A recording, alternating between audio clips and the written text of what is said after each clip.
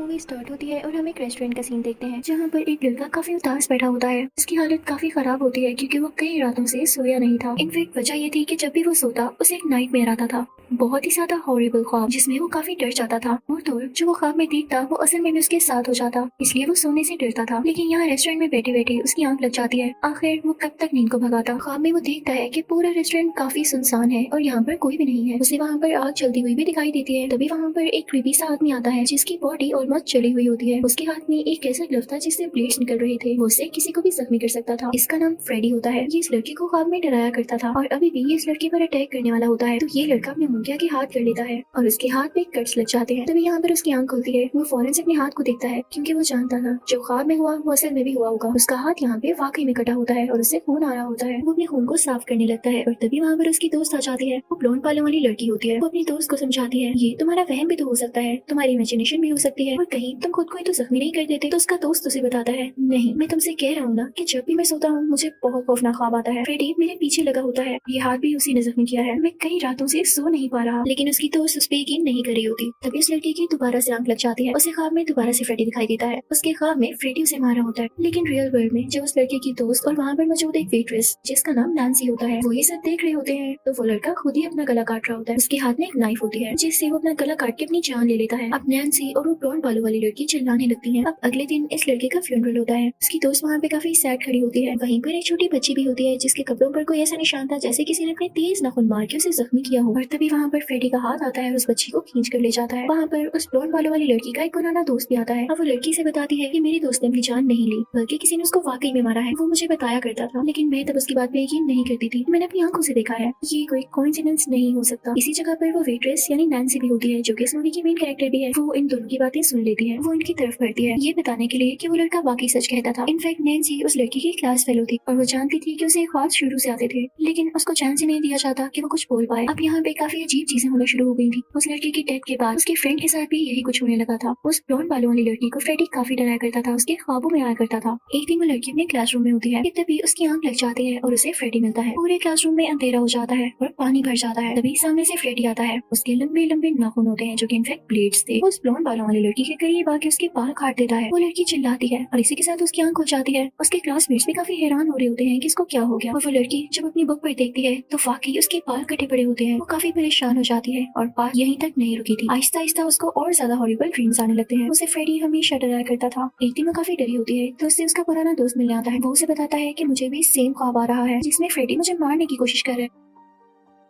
वो दोनों ये डिसाइड करते हैं कि वो आज रात एक साथ रहेंगे क्योंकि दोनों काफी डरे हुए थे। अब वो लड़की सो जाती है। तभी उसे ख्वाब आता है कि जैसे उसके डॉग को फ्रेडी ने मार दिया है। साथ ही उसकी आंख खुल जाती है लेकिन अभी भी वो असली दुनिया में नहीं आई थी। यानी ख्वाब में भी वो ख्वाब देख रही थी कि उसके डॉग को किसी ने मार दिया है और जो उसकी आंख खुली थी उसका ख्वाब ही था। अभी भी उसे ड्रीम में ये आ रहा होता है कि जैसे फ्रेडी उसके साथ लेटा हुआ है जबकि उसका दोस्त उसके साथ होता है। फ्रेडी उसे हवा में उछालने लगता है और काफी जोर जोर से हिट करता है। और वो वक्त भी आ जाता है जब फ्रेडी इस लड़की की जान ही ले लेता है। उस लड़की के साथ सोया हुआ दोस्त भी उठ जाता है। जब अपनी दोस्त की ये हालत देखता है तो काफी ज्यादा डर जाता है। तभी उसे याद आता है कि फ्रेडी के बारे में नैन्सी कुछ बताना चाह रही थी। वो फौरन से नैन्सी के पास जाता है और उससे कहता है मैं जानता हूँ तुम्हें सब कुछ पता है। सब कुछ को छोड़ो, तुम्हें तो ये भी पता होगा कि क्यों हो रहा है। तो मुझे बताओ फ्रेडी कौन है। नैन्सी कहती है कि मैं बस इतना जानती हूँ कि वो जिसकी जान लेने वाला होता है। उसे एक म्यूजिक सुनाई देता है और वो सॉन्ग ये है 1 2 Freddy's coming for you। यानी ये काउंटडाउन होता है कि फ्रेडी तुम्हारी तरफ आ रहा है। तो वो लड़का नैन्सी से कहता है ठीक है, तुम्हें सॉन्ग के बारे में भी पता है। ये नहीं चाहता कि जो हमारे साथ हुआ वो तुम्हारे साथ भी हो, इसलिए सोना मत वरना फ्रेडी तुम्हारे ख्वाब में भी आ जाएगा। और तभी वहाँ पर पुलिस आ जाती है। उनको ये लग रहा होता है कि ये लड़का अपनी दोस्त के घर गया था, उसी रात उसकी डेथ हो गई तो इसी ने उसका मर्डर किया होगा। पुलिस इस लड़के को अरेस्ट कर लेती है और जेल में भेज देती है। लेकिन जेल में पहुंचकर भी फ्रेडी ने उसका पीछा नहीं छोड़ा था। जैसे ही उस बेचारे की आंख लगती है तो फ्रेडी उसके ख्वाब में दोबारा से आ जाता है। वो एक खाली फैक्ट्री होती है, काफी अंधेरी और खौफनाक लग रही होती है। वो लड़का उसमें चल रहा होता है और फ्रेडी भी उसके पीछे पीछे होता है। वहाँ पर वो लड़का देखता है कि उसकी दोस्त की डेड बॉडी है। एक डेड बॉडी तो वो होती है जो कि रियल वर्ल्ड में थी और हो सकता है कि वो पुलिस के पास, लेकिन फ्रेडी ने अपनी दुनिया में उस लड़की की डेड बॉडी यहाँ लटकाई हुई थी और अब वो इस लड़के को भी बहुत ही बुरी तरह से मार देता है। इसकी डेड बॉडी भी अपने पास लटका लेता है और रियल वर्ल्ड में भी हम देखते हैं कि इस लड़के की डेथ हो जाती है। इसका काफी खून बहने लगता है। फिर हम नैन्सी को देखते हैं जो कि काफी परेशान होती है और अपनी बेस्ट फ्रेंड के साथ बैठी होती है। वो नैन्सी को बताता है कि मुझे भी हॉरर ड्रीम्स आ रहे हैं और मेरे लिए ये नाइटमेयर से ज्यादा कुछ नहीं है। अभी तक जो मेरे ख्वाब में हुआ वो असल में मेरे साथ नहीं हुआ। तो मैं इस चीज को बिल्कुल नहीं मानता कि भाई फ्रेडी आता है और आपको मार डालता है। ये सारी बातें फजूल है और आपके अपने दिमाग की क्रिएशन होती है। हाँ, जब मैं ज्यादा डर जाता हूँ तो मैं मेडिसिन खा लेता हूँ कि मुझे नींद आए, लेकिन नींद को कब तक पकाओगे। वो इनफेक्ट नैन्सी को समझाने की कोशिश कर रहा होता है, लेकिन नैन्सी कहती है नहीं तुम नहीं जानते। के बाद वो घर चली जाती है। रात को शोवर ले रही होती है, उसकी आंख लग जाती है, लेकिन उसने प्रिकॉशन के लिए अपने सेल फोन पर अलार्म लगा रखा होता है कि वो ज्यादा देर तक ना सो पाए। इनफेक्ट कुछ टाइम होता है कि ख्वाब में इस टाइम के बाद फ्रेडी आपको मार डालेगा, और उससे पहले ही नैन्सी ने अलार्म लगा दिया था। अब जब वो ख्वाब में जाती है तो वो खुद को एक स्कूल में देखती है और वहाँ पर फ्रेडी भी होता है जो कि उसे मारने ही वाला होता है कि तभी उसका अलार्म रिंग होता है और वो लकीली अपने प्लान के मुताबिक अपने ख्वाब से बाहर आ जाती है, यानी जाग जाती है। नैन्सी सीधा अपनी मॉम के पास जाती है। अपनी मॉम से पूछती है कि मुझे अपने ख्वाब में स्कूल क्यों आता है और फ्रेडी स्कूल में ही मेरा पीछा क्यों कर रहा होता है। तो उसकी मॉम कहती है ये जो तुम डर रही हो ना और कम नींद लेती हो ये इसी वजह से हो रहा है। तो नैन्सी कहती है कि आप सबको ये क्यों लगता है, और वो वापस आ जाती है। वो कुछ चीजें ढूंढने लगती है तो उसे एक पुरानी फोटोग्राफ मिलती है जिसमें तब की पिक्चर होती है जब वो छोटी थी। उसके साथ उसके क्लासमेट्स भी थे। वो नोटिस करती है कि उसके क्लासमेट्स मारे गए हैं और उन्हें मारने वाला कोई और नहीं फ्रेडी भी है। तभी उसकी मॉम वहाँ पर आती है, कहती है कि नैन्सी अगर तुम वाकई जानना चाहती हो कि क्या हुआ तो सुनो। नैन्सी की मॉम उसे बताती है कि तुम जब छोटी थी तो मैंने तुम्हारा एडमिशन एक स्कूल में करवाया जहाँ पर और भी छोटे छोटे और प्यारे प्यारे बच्चे थे।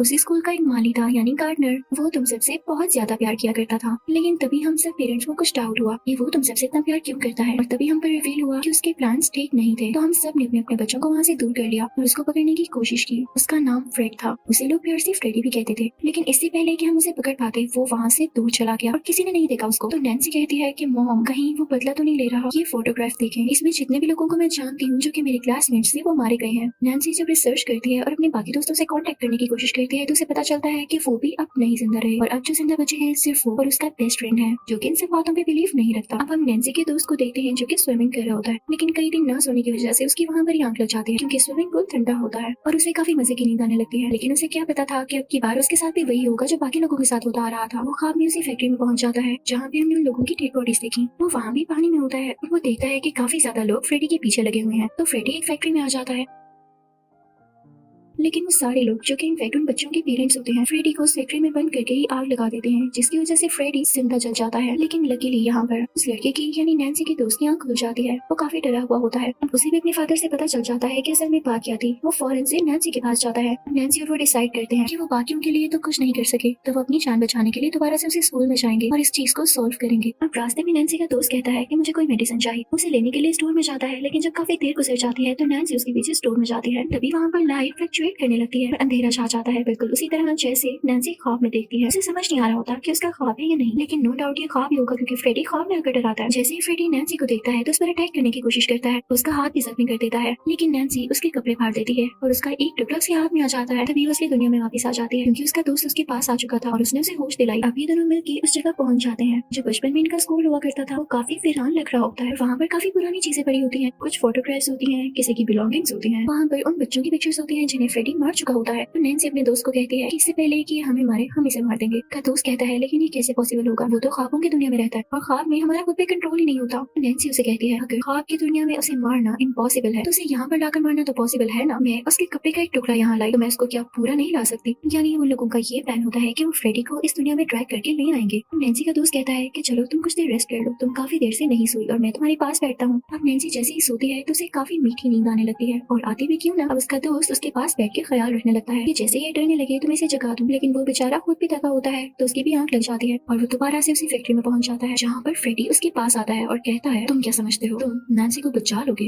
मेरे से मुकाबला बहुत महंगा पड़ता है। इस लड़के को काफी ज्यादा जख्मी कर देता है जिससे वो बेचारा वहीं गिर जाता है और फ्रेडी आगे बढ़ता है नैन्सी की तरफ। फ्रेडी उसे डराने लगता है कि देखो ये सब लोग तुम्हें दिख रहे हैं जिनको मैंने मार दिया है, तुम्हें ये लग रहा है कि मैं तुम्हें छोड़ दूंगा, तुम्हें भी मैं इसी तरह मारूंगा। वो नैन्सी को खून में उठाकर फेंकता है और उसे काफी जख्मी करने की कोशिश करता है, लेकिन तभी नैन्सी उसकी आंख में चीज मारती है। लेकिन फ्रेडी कहता है नहीं, मुझे ख्वाब की दुनिया में कुछ नहीं होगा, ये करना तुम्हारे लिए फजूल है, इसलिए चुपचाप मेरी बात सुनो। तो नैन्सी कहती है कि मैं तुम्हें जान से मार दूंगी, इसके लिए मुझे कुछ भी करना पड़ा तो मैं करूंगी। अब फ्रेडी को आ जाता है गुस्सा। नैन्सी बेड पर होती है, फ्रेडी उसके पास आके उसे मारने ही वाला होता है कि तभी नैन्सी का दोस्त उसे नींद से जगा देता है और लकीली वो अपनी नींद से बाहर आ जाती है। लेकिन नैन्सी ने फ्रेडी को भी पकड़ रखा था जिसकी वजह से नैन्सी के साथ साथ फ्रेडी भी अब रियल वर्ल्ड में आ चुका था। यही तो नैन्सी और उसका दोस्त चाहते थे। अब उनके पास काफी अच्छा मौका था कि वो फ्रेडी को जान से मार देते, क्योंकि अगर दुनिया में उसकी जान ले ली तो समझो वो हमेशा के लिए मर गया। लेकिन फ्रेडी काफी गुस्से में होता है क्योंकि वो जानता था कि उसकी जान को खतरा है और उसे कुछ भी करके अपनी जान बचानी है। तो वो नैन्सी के दोस्त के पास जाता है और उसे काफी ज्यादा जख्मी करता है और फाइनली उसे मारने वाला होता है कि तभी नैन्सी आती है और उसका हाथ काट देती है जिस पर प्लेट्स लगे होते हैं और कुछ ही मिनट्स में उसकी गर्दन भी उसके जिस्म से अलहदा कर देती है। फ्रेडी का फेस ऐसे बन जाता है जैसे उसे यकीन ना आ रहा हो कि नैन्सी ने मुझे मार दिया, मुझ जैसे पावरफुल और इविल इंसान को। लेकिन बेचारा अब मर जाता है। नैन्सी उस जगह को आग लगा देती है जिससे फ्रेडी दोबारा जल जाता है और उसकी सारी की सारी चीजें भी जो कि उसने प्लान करके सेटअप कर रखी थी। नैन्सी अपने दोस्त को जो कि काफी काफी जख्मी होता है, हॉस्पिटल लेकर जाती है और उसके पास बैठकर उसे कहती है तुम जल्द ठीक हो जाओगे, देखो हम दोनों ने मैनेज कर लिया अपनी जान बचाने के लिए, अब फ्रेडी कभी नहीं आएगा। फिर अगले सीन में हम देखते हैं कि नैन्सी अपनी मदर के साथ घर आती है और उनसे बात करने लगती है कि आप सबका बहुत शुक्रिया, पेरेंट्स बच्चों के लिए अच्छा ही सोचते हैं और मैंने फ्रेडी को मार दिया है। उसकी मॉम एक शीशे के सामने खड़ी होती है, तभी वहाँ से फ्रेडी बाहर निकलता है और उसकी मॉम को काफी ज्यादा जख्मी करके अपने साथ शीशे के अंदर ले जाता है अपनी दुनिया, क्योंकि जैसे ही नैन्सी ने ये कहा कि उसने फ्रेडी को मार दिया है तो फ्रेडी ने प्रूव करना चाहा कि नहीं, मैं नहीं मर सकता। इसी के साथ ये मूवी यहीं पर खत्म होती है। Thank you for watching.